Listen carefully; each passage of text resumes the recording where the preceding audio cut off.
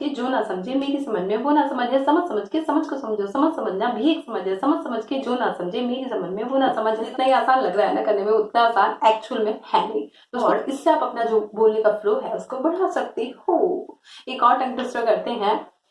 पीतल की पतीली में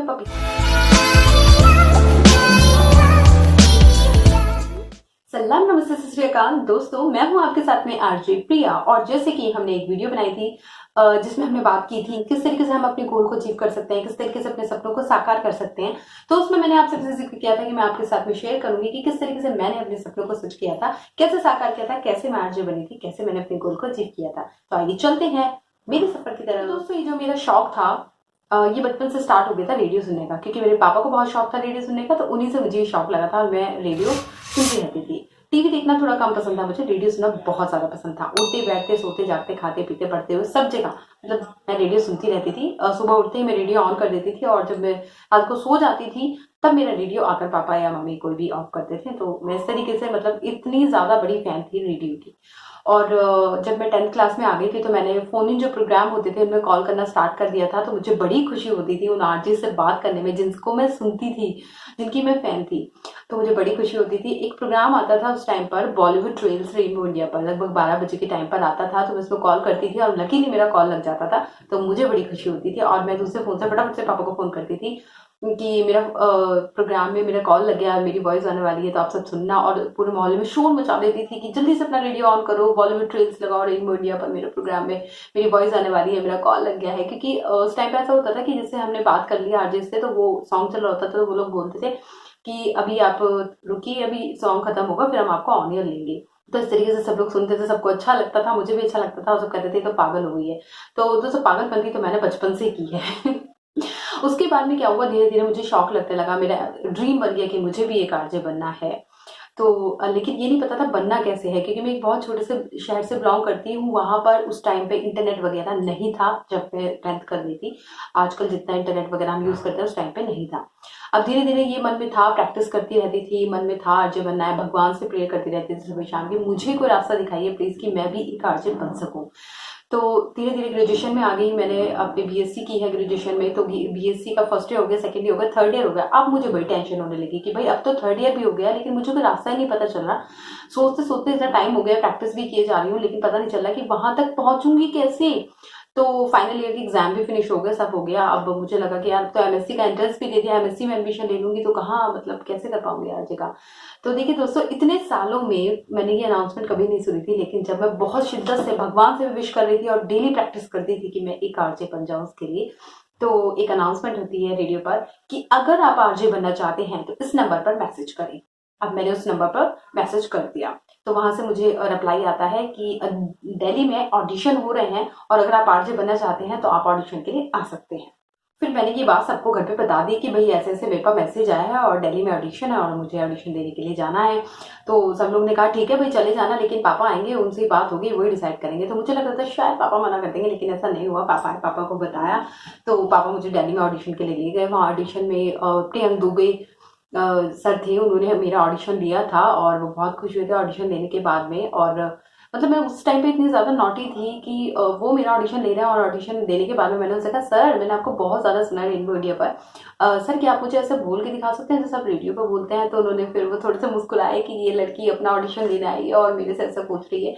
तो फिर उन्होंने मुझे ऐसा बोल के दिखाया, उसने कहा ठीक है अब आप जा सकती हैं। मैं वापस घर आ गई। घर आने के बाद में कुछ दिन बाद मेरे पास कॉल आती है कि आप सिलेक्ट हो चुकी हैं ऑडिशन में, आपने ऑडिशन को मतलब बखूबी क्लियर कर लिया है। तो फिर हम लोग वापस दिल्ली चले गए। उन्होंने कहा कि आपकी 6 मंथ ट्रेनिंग होगी, 6 मंथ ट्रेनिंग के बाद में आप आरजे बन सकती हैं। तो फिर मेरी 6 मंथ ट्रेनिंग हुई। वो 6 मंथ का जो पीरियड था उसमें बहुत अच्छे अच्छे आरजेस से मैं मिली हूँ, गजब की गीतांजलि मैम से मैं मिली हूँ और भी बहुत अच्छे जो आरजेस थे वो सब, मतलब मैं बहुत ज्यादा उनको सुनने लगी थी, उन सबकी फैन हो गई थी। जैसे हमारे आरजे रौनक हैं जो बहुआ का किरदार निभाते हैं, खुरापाती नितिन है, आरजे सिमरन है और भी बहुत सारे आरजेस हैं जिनको मैं सुना करती थी, जिनकी मैं फैन थी।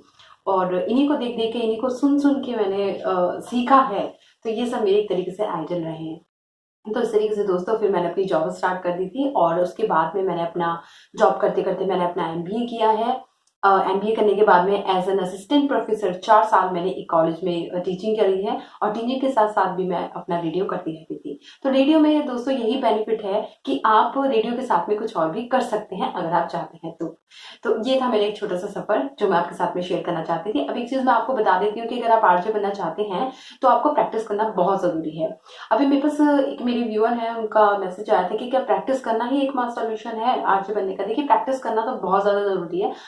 आप अगर अपनी प्रैक्टिस में टंग ट्विस्टर्स यूज करते हैं तो आप अपने फ्लो को बढ़ा सकते हैं, फ्लो में बोलना सीख सकते हैं। और एक और तरीका है कि आप ज्यादा से ज्यादा आरजेस को सुनिए, उनको ऑब्जर्व करिए कि वो कैसे बोलते हैं, किस तरीके से फ्लो में बोलते हैं और आप उस तरीके से प्रैक्टिस करिए। आप मुझे भी देख सकते हैं, मुझे भी सुन सकते हैं और फॉलो कर सकते हैं।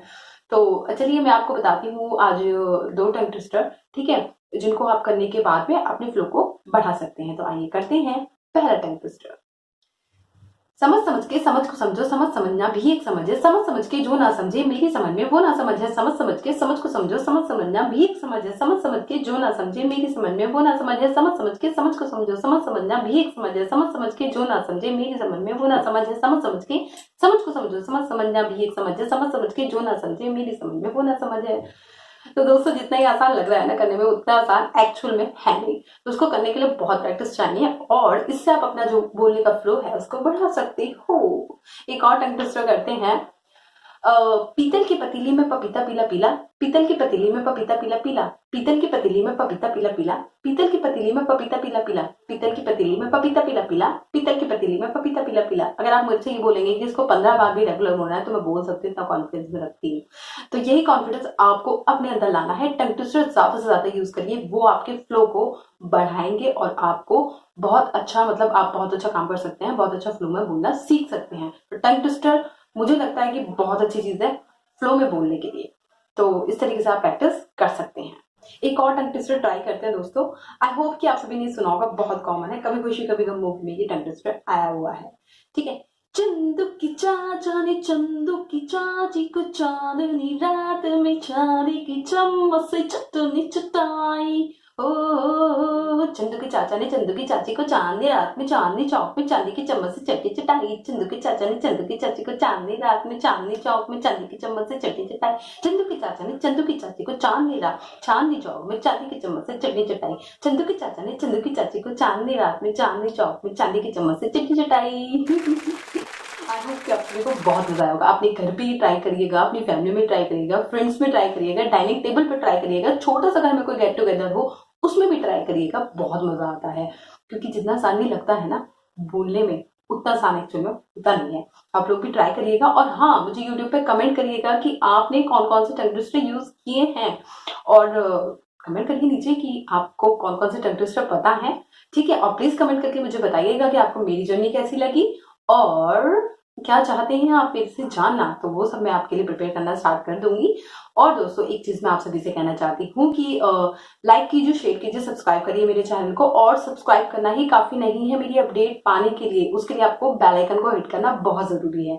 तो बेल आइकन को हिट करिए, सब्सक्राइब करिए मेरे चैनल को। और अगर आप चाहते हैं कि मैं किसी पर्टिकुलर टॉपिक पे वीडियो बनाऊं तो कमेंट जरूर करिएगा। अभी के लिए बाय बाय, मैं लेकर आऊंगी आपके लिए कुछ नया कुछ खास। और दिल से शुक्रिया अदा करना चाहूंगी आप सभी का कि आप मेरी वीडियो को देख रहे हैं और इतना प्यार मुझे अपना दे रहे हैं। Thank you so much.